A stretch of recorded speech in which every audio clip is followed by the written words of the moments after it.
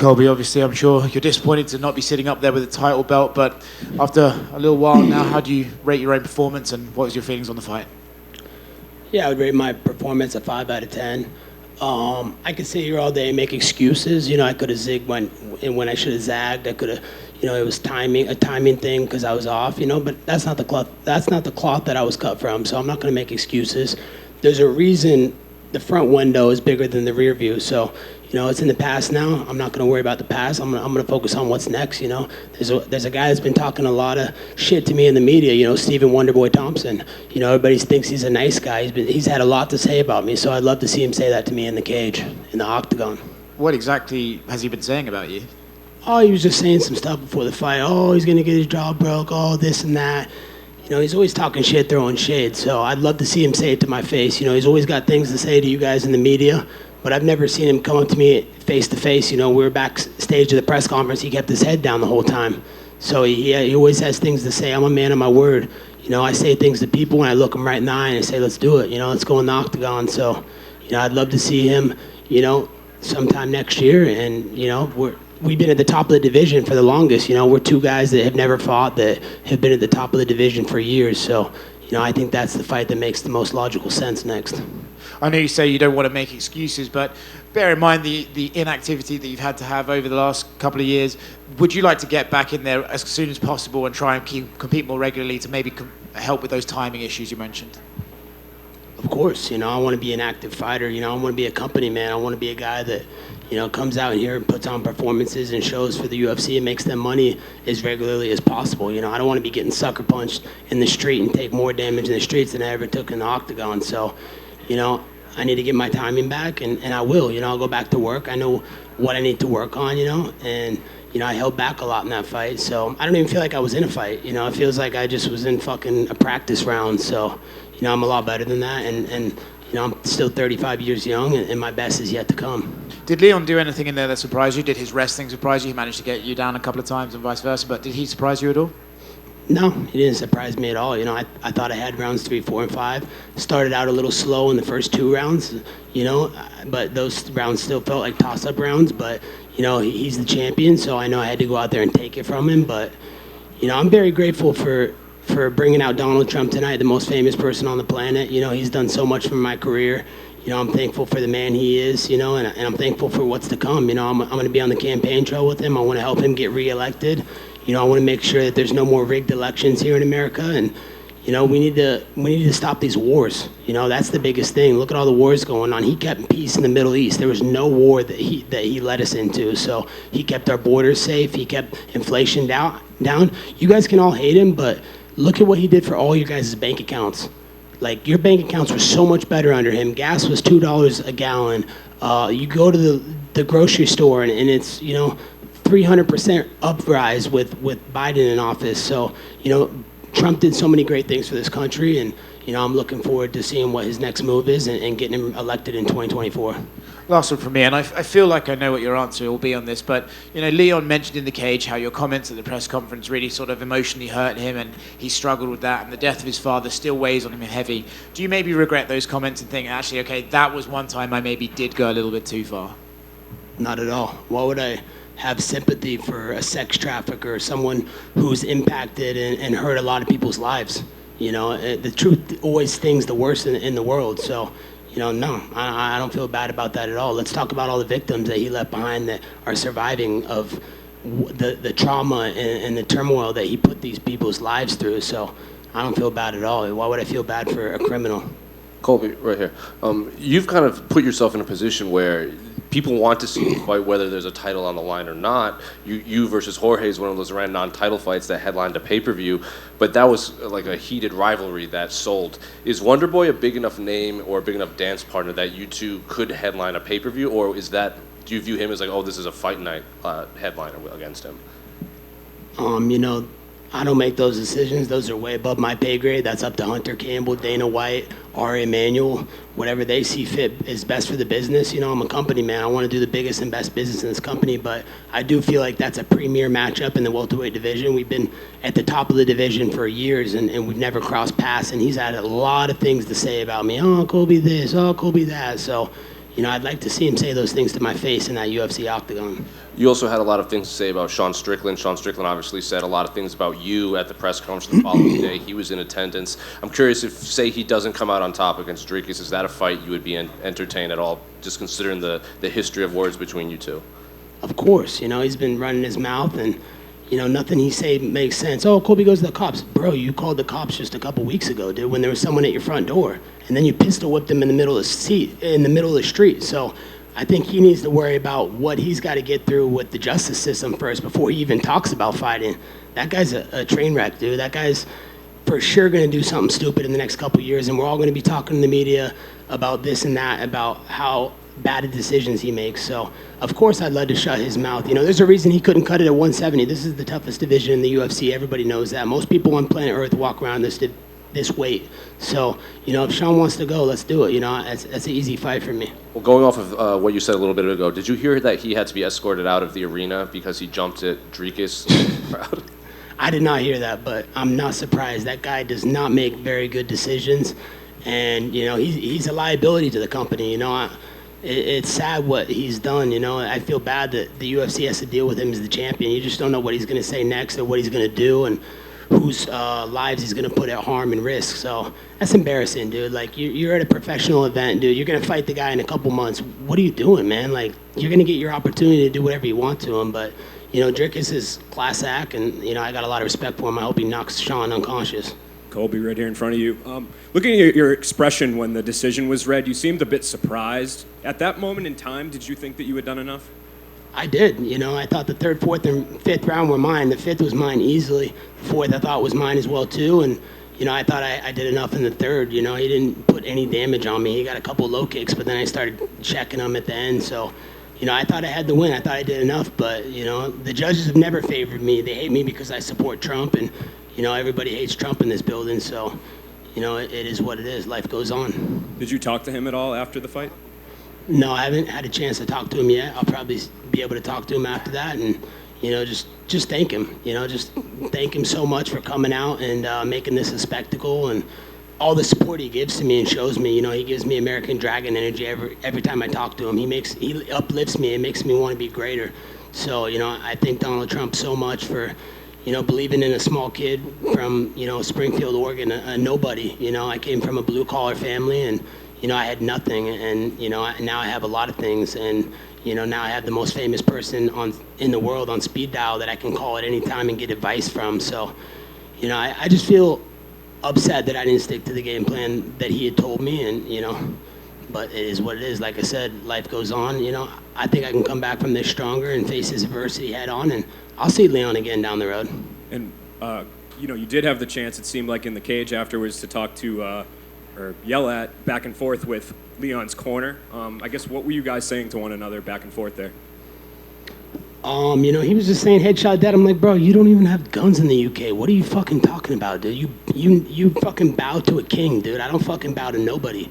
We have fucking constitutional rights in America. So the guy is just blah, blah, blah, blah, blah. He's got nothing fucking to say, like, just the guy's fucking fake news. Everything he says that comes out of his mouth is just a fucking joke. So, I didn't really have anything to say to him. I was just kind of laughing and just saying, dude, what are you fucking talking about, dude? You're fucking nobody. You never fought in a cage. You never been in the UFC octagon. What have you accomplished in your life that makes you think you can talk about one of the all-time greats of the welterweight division? Colby over here. What was that game plan Donald Trump had formulated for you?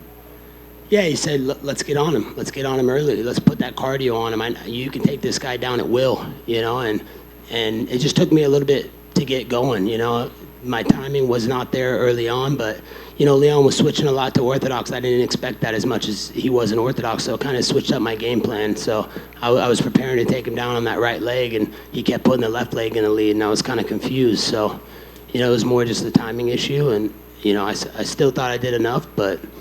God bless Donald Trump for fucking everything he's done for this country. He's the greatest American and the greatest president in history. And I know you just showed your Attaboy Thompson next, but there was another welterweight out that fought tonight, Shavkat Rakhmonov. If the UFC decided to go down that route, is that something you would welcome, fighting Shavkat Rakhmonov next? It doesn't really make sense. I think, Wonderboy has a bigger name. It's a bigger fight for the division, bigger business for the UFC. I'm the company man. You know, whatever the UFC wants. You know, I fought the pound for pound #1 guy. That's the pound for pound #4 guy in the world. That's him, and I feel like I wasn't even in a fight with him. So, you know, it just shows how good I am and what I'm capable of. So anybody the UFC wants to do, you know, but, you know, I'm looking towards Wonderboy. He said some things, and I have my bad taste in my mouth about him right now. So I want to settle that beef in the octagon. Fair enough. And Sean O'Malley and Chito Vera are headlining the Miami card in March. Dana just announced a couple fights for that card. Would you be welcome to being added to that card, given obviously it's in Miami?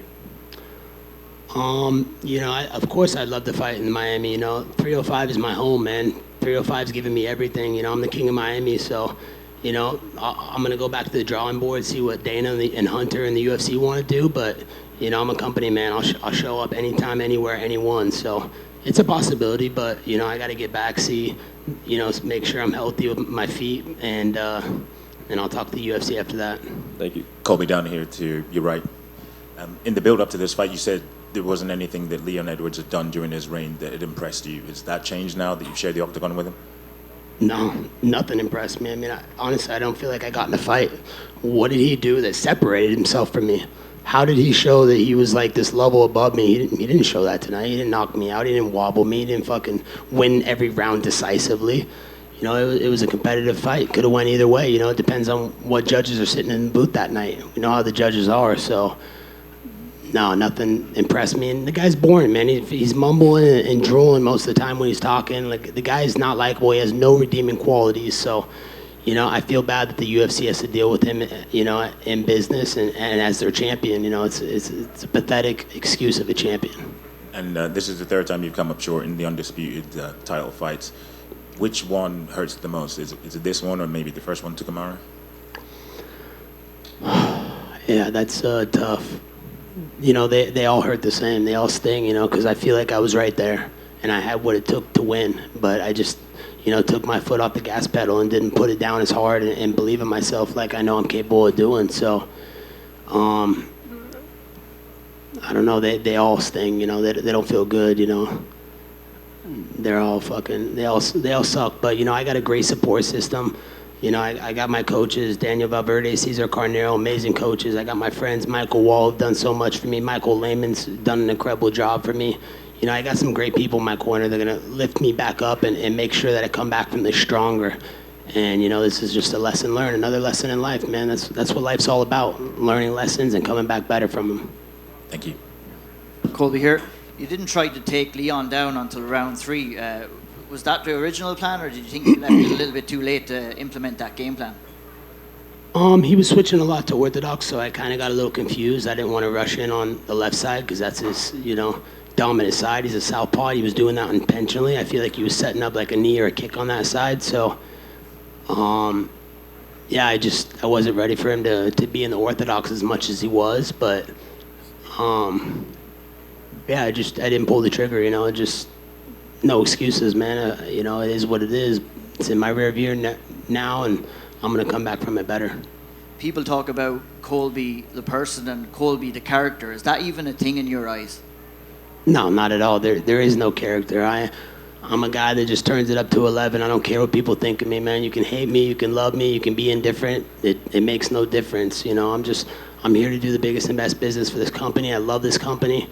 You know, I just signed a new contract with him, so I'm not going anywhere anytime soon. I'm going to be around for many years to come. So, you know, the best is yet to come for me. I truly believe that, and I'm going to create a lot more special moments in this company, and I'm going to keep making history. That's what I've done since the beginning, and, you know, my legacy is not set yet. Last one for me. Are you going to try to dispute the decision tonight like Donald Trump tried to dispute the election in 2020? I mean, the 2020 election was clearly rigged. Look at all the voter fraud, all the mail-in voting, this fake fucking COVID. You guys are all doing triple vaccines, you know. You got Travis Kelce out there, Mr. Pfizer, saying, "Oh, get 2 vaccines at the same time." You get 2. Okay, I'm not. Even if you're pro-vaccine or not pro-vaccine, if you're getting 2 vaccines at the same time, then you're not going to know which one's going to give you the ill effect. Like, how are you going to know? So, You know, it's a complete scam what's going on in this country. The fact that you guys aren't smart enough to realize that, and that the government and the establishment is treating you all like puppets, it's embarrassing, man. So obviously that was a rigged election. There's so much fucking voter fraud, mail-in ballot fraud, and you know, tonight was another case of that. Just some bad judges. Colby, just down to your right. I know it might not matter right now, but in your pre-fight face-off with Leon on Friday evening, a lot of people were wondering whether you said I was in character or thought it was a character. Can you just sort of clear up what it was? Yeah, I never said that. I said, no, I said, you thought I was a character. No, I'm not a character, man.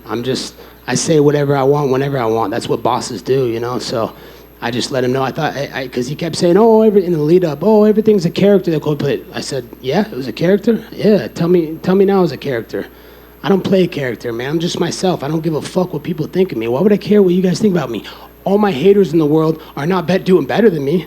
I'm up here headlining events, fucking selling pay-per-views, fucking getting the most famous person on planet Earth to come support me. So why would I give a fuck about what any of you say or think of me? And a lot's been made about you don't really cut much weight to make 170. Any chance of a move down in weight class, or are you not really thinking about that in a minute? You know, I don't want to be a weight bully. You know, that's everything I stand against. You know, I'm trying to be the new generation of fighter that just fights at his natural weight. You know, I don't want to cut weight. You know, I just want to feel good when I fight and you know, not have to get that big advantage. I feel like cutting that type of weight is legal cheating. So I don't want to be a cheater. I've never been a cheater, never done a steroid, never cheat when I'm in the octagon. I fight fairly and I do everything by the book. So, you know, it's not something I'm interested in. You know, I want to fight everybody at my weight at 170 and prove I'm the best in the world and come back stronger from this. If DC could be fighting and winning world titles at 41, there's no reason I can't. That's still 6 years away from me. So, yeah, I'm not going anywhere anytime soon. It doesn't matter how much you guys hate me. Colby, I've got to ask, you talked about the haters that you have, but you got cheered. You got a big pop when you came out. But towards the end of the night, after the decision, you got booed. Do you feel like you let your fans down tonight? No, I don't feel like I did. I feel like, you know, I came and put on a show for them, you know, all week. You know, I entertained them in and outside the octagon. That's what it's all about, giving them their money's worth. You know, they pay their hard-earned dollars to come to these events, and they want to be entertained. They want to be distracted from whatever is going on inside their life. So, you know, I feel like, you know, it's upsetting that I didn't bring them the title that they know that we're capable of, but you know, we dust ourselves up, we get back up, and we come back stronger from it. And still have a great support system, you know, great sponsors. You know, shout out to MyBookie, the best, the king of sports books. Shout out to Happy Dad. They've done so much for me. Kyle Forgard has helped me train and get my conditioning to another level. So we're just going to go back to the drawing board, keep training, and come back stronger from this. Colby, right down the middle. In your opinion, who has the best shot at beating Leon, Shavkat or Bilal? Probably shit rat, you know, just because we saw the first fight with Bailey, the racist, you know, and who wants to put a racist in a main event pay-per-view title fight? I mean, they already made that fight before and nobody watched it, and that was during COVID when nobody had anything else to do. So how are you going to sell that as a pay-per-view? That's not a pay-per-view worthy main event. Put shit rat up there. Let's see if he's as good as all the hype says, and you know, let's see how that goes. You know, I think that's a fight for the fans, and I think that's the direction the UFC should go.